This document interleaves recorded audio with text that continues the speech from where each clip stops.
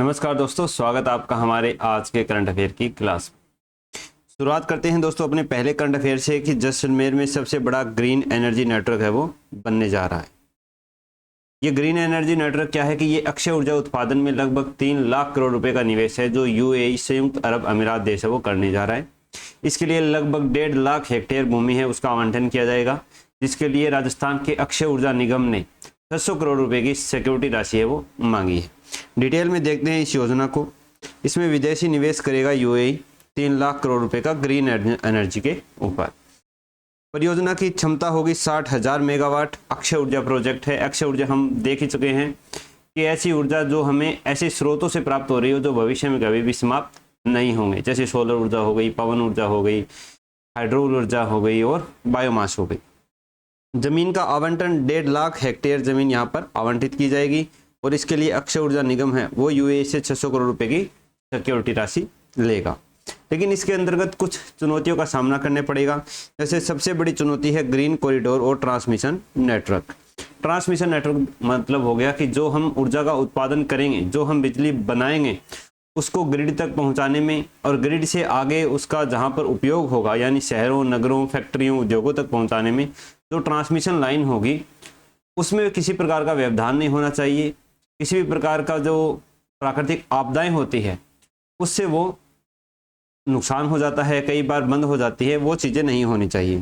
तो ग्रिड तक पहुंचाने के लिए बैटरी स्टोरेज और ग्रिड स्थिरता BESS battery energy storage system, कि कई बार ऐसा होगा कि आगे ऊर्जा है वो कम चाहिए होगी, तो उस समय जो ऊर्जा बन रही है, बिजली बन रही है, तो उसको हम बैटरी में स्टोर करके रखेंगे।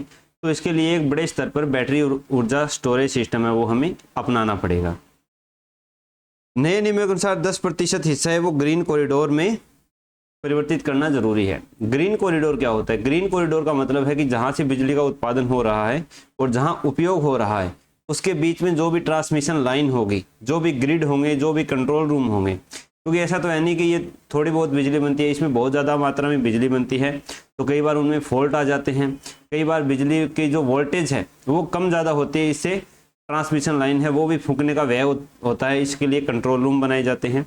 तो इन सब चीज़ों के लिए 10% हिस्सा जो है ज़मीन का वो इन्हीं के लिए छोड़ा जाएगा। बात करें राजस्थान की वर्तमान में अक्षय ऊर्जा की स्थिति क्या है, तो अभी तक राजस्थान लगभग 47,707 मेगावाट अक्षय ऊर्जा का उत्पादन कर रहा है, जिसमें से सबसे बड़ा हिस्सा है सोलर एनर्जी का 41,700 मेगावाट। उसके बाद आती है पवन ऊर्जा 5,310 मेगावाट। उसके बाद आती है हाइड्रो पावर 526 मेगावाट और उसके बाद सबसे कम है 221 मेगावाट बायोमास से। रूफटॉप सोलर में राजस्थान का देश में 5वां स्थान है। तो ये हो गई हमारी अक्षय ऊर्जा से रिलेटेड। कहाँ पर यूएई करने जा रहा है? जैसलमेर में करने जा रहा है अक्षय ऊर्जा के ऊपर 60,000 मेगावाट की परियोजना है। अब आंध्र प्रदेश के मुख्यमंत्री है एन चंद्रबाबू नायडू। उन्होंने एक बड़ा ही अजीब और गरीब नियम बनाने जा रहे हैं कि तीसरे बच्चे पर सरकार की तरफ से 30,000 रुपये और चौथे बच्चे पर सरकार की तरफ से 40,000 रुपये का प्रोत्साहन है वो सरकार की तरफ से दिया जाएगा। बात चल रही है कि दूसरे बच्चे पर भी 25,000 रुपये देने को बात की जा सकती है और विधानसभा में इन्होंने ये जानकारी दी थी। होना क्या है पता नहीं, लेकिन जनसंख्या वृद्धि तो एक तरह से खराब ही मामला है।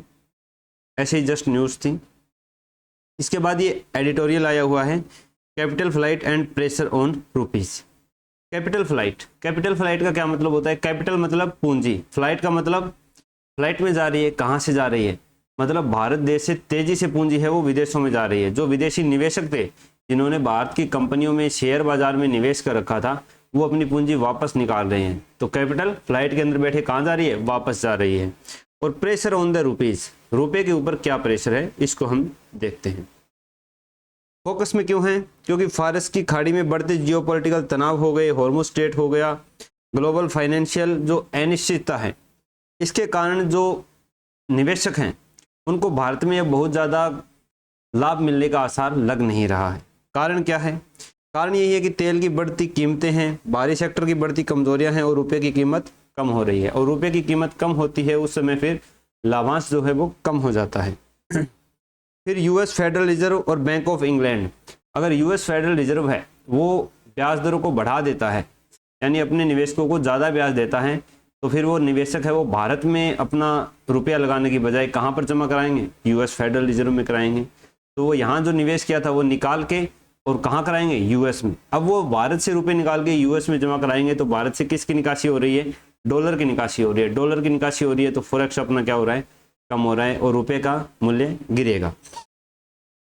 फिर 2000 में टेपर टेंटम से मिलता जुलता, ये टेपर टेंटम भी कुछ ऐसा ही था, जिसमें एक सूचना आई थी ऐसी कि यूएस फेडरल है वो ब्याज दर बहुत ज़्यादा बढ़ा देगा, तो निवेशकों ने दूसरे देशों से अपना निवेश है वो निकाल करके यूएस में शिफ्ट करने लग गए थे।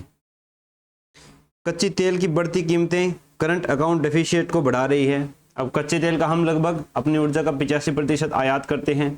जब हमारा आयात बहुत ज़्यादा हो जाता है और निर्यात कम होता है तो हमारा करंट अकाउंट डेफिसिट है वो क्या होता है, बढ़ जाता है। चालू खाता घाटा क्या होता है, बढ़ जाता है। तो ये लगातार क्या होता है, बढ़ता जा रहा है, क्योंकि डॉलर है वो हमारे से निकलता जा रहा है साथ में। फिर आरबीआई ने एक्सचेंज डेरिवेटिव पाबंदियों के जरिए दखल दिया, जबकि सरकार ने रुपए पर दबाव कम करने के लिए सोने पर इंपोर्ट ड्यूटी लगाई। सोना है, अब एक रिपोर्ट के अनुसार जो भारतीय परिवार है उनके पास 40,000 टन सोना पड़ा है और अभी भी लगातार खरीदते जा रहे हैं। अब अपने देश में तो इतना सोना निकलता है नहीं, हमें क्या करना पड़ता है, विदेशों से आयात करना पड़ता है। विदेशों से आयात करेंगे तो हम बदले में उनको क्या देंगे, डॉलर देंगे, फॉरेक्स अपना कम होगा।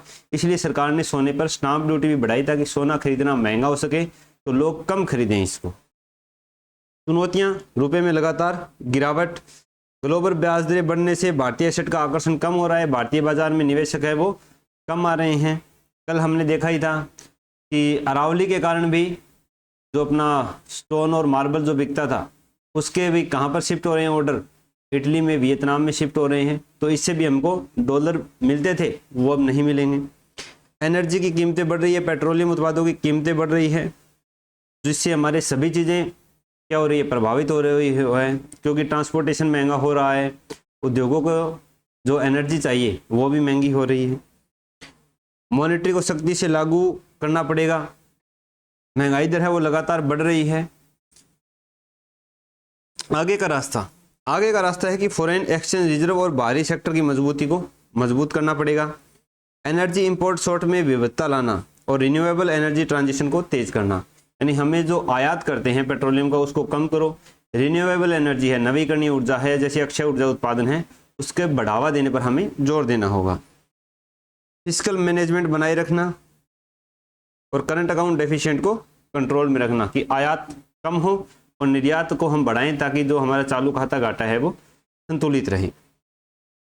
स्थिर मैक्रो इकोनॉमिक पॉलिसी और स्ट्रक्चरल सुधारों के जरिए इन्वेस्टर का भरोसा बढ़ाना कि हमारी पॉलिसी वगैरह इतनी अच्छी हो कि जो विदेशी निवेशक हैं उनका भारत में भरोसा बना रहे। एक मौके अगर फेडरल रिजर्व ब्याज दर बढ़ाए भी थोड़ी बहुत तो भी वो अपना निवेश है बाहर से ना निकाल के यहीं पर अपनी उपस्थिति बनाए रखें कि यहाँ हमको लाभांश है वो ज़्यादा मिलने वाला है। तो ये सब चीज़ें हैं जो कैपिटल फ्लाइट को रोक सकती है और रुपया है उसको गिरती कीमतों से सुरक्षा दे सकती है, गिरते मूल्य से सुरक्षा दे सकता है। तो यही थे 2-3 और ज़्यादा तो आए नहीं थे, शादी ब्याह के एडवर्टाइजमेंट थे आज के अखबार में। तो 2-3 ये करंट अफेयर थे, अच्छे लगे हों तो हमें कमेंट सेक्शन में आप ज़रूर बताना। बाकी वीडियो पर आप अच्छे व्यू आ रहे हैं, अच्छा आपका सपोर्ट मिल रहा है, कमेंट आ रहे हैं, उससे हमें भी काफ़ी सपोर्ट मिलता है। दूसरी जो प्लेलिस्ट है राजस्थान पॉलिटी की, राजस्थान हिस्ट्री की, इंडियन पॉलिटी की, इंडियन इकोनॉमी की, वो आप चेकआउट कर सकते हो। मिलते हैं कल नेक्स्ट वीडियो में।